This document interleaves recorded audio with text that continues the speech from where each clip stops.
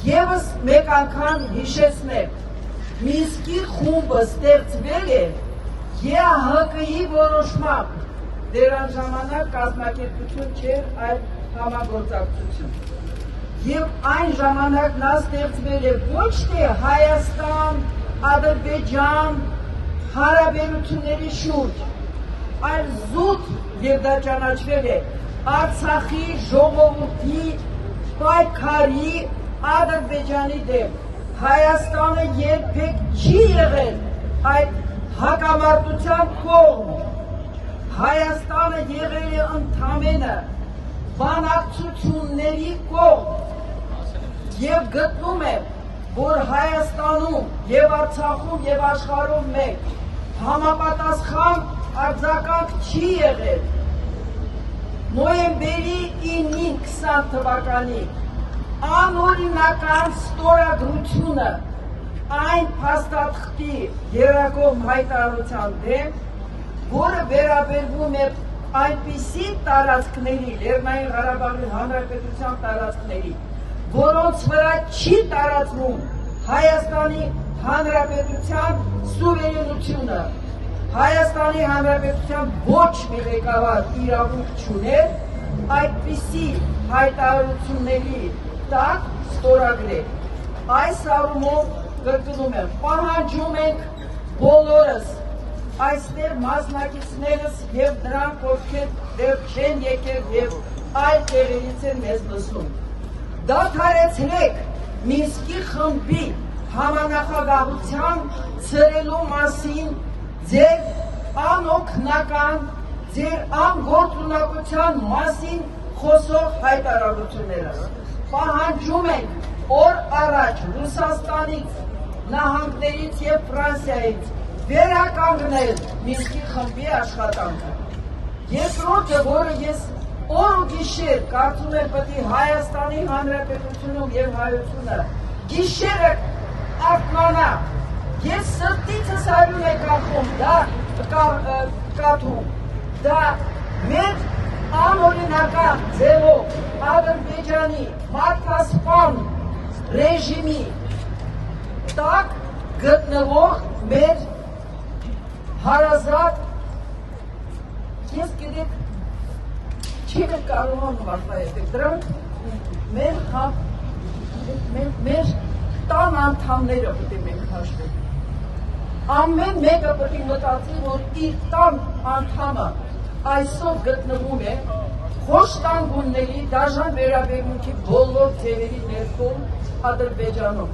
որը գործում է այդ անձանց նկատմամբ չէ, այլ միջազգային իրավունքի դեմ հանցագործություններ։ Մենք պահանջում ենք Հայաստանի Հանրապետության կառավարությունից, իդեպս արտգործնախարարության ձեռնարկել մի շարք կոնկրետ միջոցներ Արցախի ժողովրդի իրավունքների պաշտպանության նպատակով։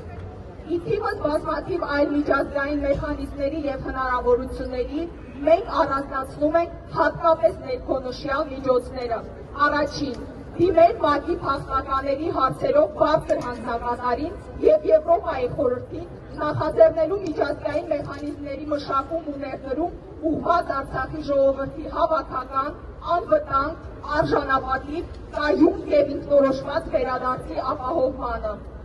Երկրորդ, դիմել ԵԱՀԿ Մինսկի խմբին իր միջազգային մանդատի շրջանակներում մեկնարկելու Ղարաբաղյան հակամարտության խաղաղ եւ արդարացի կարգավորման ուղղված միջազգային գործընթաց եւ ապահովելու Արցախի ժողովրդի վերոնշյալ պայմաններով վերադարձի հայրենիք։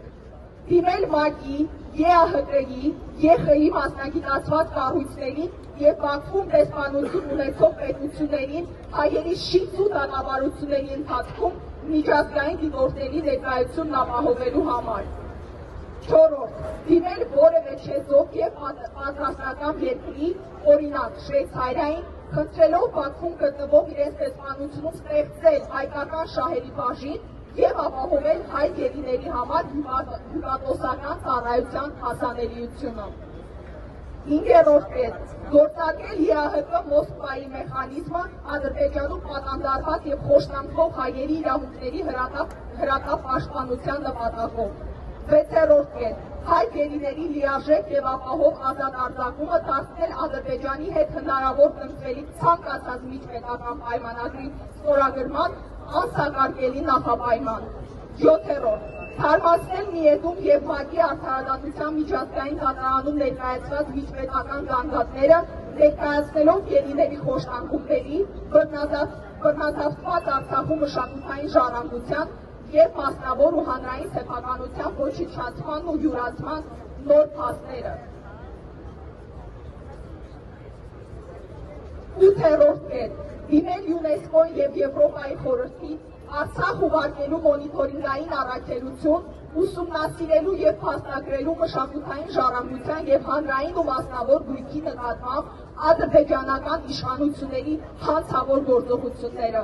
9. կետ. Դիմել համապատասխան միջազգային կառույցներին եւ առանձին պետությունների Ադրբեջանի նկատմամբ պատժամիջոցների կիրառման խնդրանքով հայերի դեմ կատարված միջազգային հանցագործությունների հիման վրա։ 10. կետ. Ապահովել Հայաստանի եւ կամ գործընկեր պետությունների կողմից միջազգային քրեական դատարան պետական դիմումների ներկայացումը Արցախի ժողովրդի բռնի տեղահանման եւ այլ միջազգային հանցագործությունների հետաքննմանն ու պատժման խնդրանքով։ 11. Դիմել համապատասխան պետություններին իրավելու համընդհանուր իրավազորության սկզբունքը եւ սկսել քրեական հետապնդում ադրբեջանցի պաշտոնյաների եւ զինվորականների նկատմամբ միջազգային հանցագործություններ կատարելու հիմքով։ Արցախցիների իրավունքների պաշտպանության խորհուրդ։ Հիմնավորած ձևակերպում տվեք, եթե չունեք այդ պատասխանները, որ արտակարգում եք մնացած թալանչիների մասին, մենք բոլորս տեղ հավաքվել եք, տեսնեք անուն առանուն, հիմնավորած ձեր ձեռքին կա բոլոր այդ հնարավորությունները, բացահայտեք, ներկայացրեք ժողովրդին այդ թալանի սկիզբում մինչև վերջը, դրանց անունները, պետք չէ թալանի խոսքի տակ էլի մարդկանց մեջ մտցնեք, որ ասма մեր մեջանձապին մեջ, կամրացածի մեջ, այդ տարանջատման կամ էլ ոսեք գնացեք թալաչիներից փորվեցեք, բայց իշխանությունը դուք եք 7 տարի ստեղ, 7 տարի երկրի գլուխ եք կառնած, այդ թալանչիները քիչ եք մեկին դերել հասել, ժողովուրդը առաջ ասեք, այդ թալանչին էսիա։ Քիչ եք դերել հանցածակում, ու հանցածակում դրա հետ միասին կասկածանքի տեղ ա տալիս, որ դուք եք մասնակից այդ թալանչին, որ դուք եք դրա այս գործողության պրոցեսներին, դա ձեզ ձեր ա տալիս, որ ձեր ընթացքում աթորի նստել, աթորի պահելու համար, եղած դեպքում միշտ արձագանքեք դրա մասին։ Պետական մակարդակով ղեկավարս մատ է թափտալիս թալանչիներին,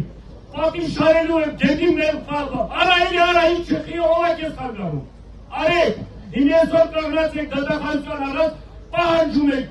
գլխավոր դատախազին դուրս գաստեք, ձևավորած պատասխանեք, եկեք եք հարցնելու, թալանչի հասկացողությունը բերեք հասկացնեք, ում մասին է խոսքը գնում, ժողովուրդը ուզում է հասկանա, մենք կողմնակից ենք, մենք գիտենք, որ կան թալանչիներ, եղել են, կան, ու շարունակում են այդ թալաններները, ու լինելու այդ թալանը։ Սիրելի հայրենակիցներ, ուզում եմ կոնկրետ մենք որ ասма հասցեատերներին պահանջենք պատասխանը ստանալու համար։ Դրա համար այս հարցի կապակցությամբ մենք գտնում ենք դատախազության առաջ։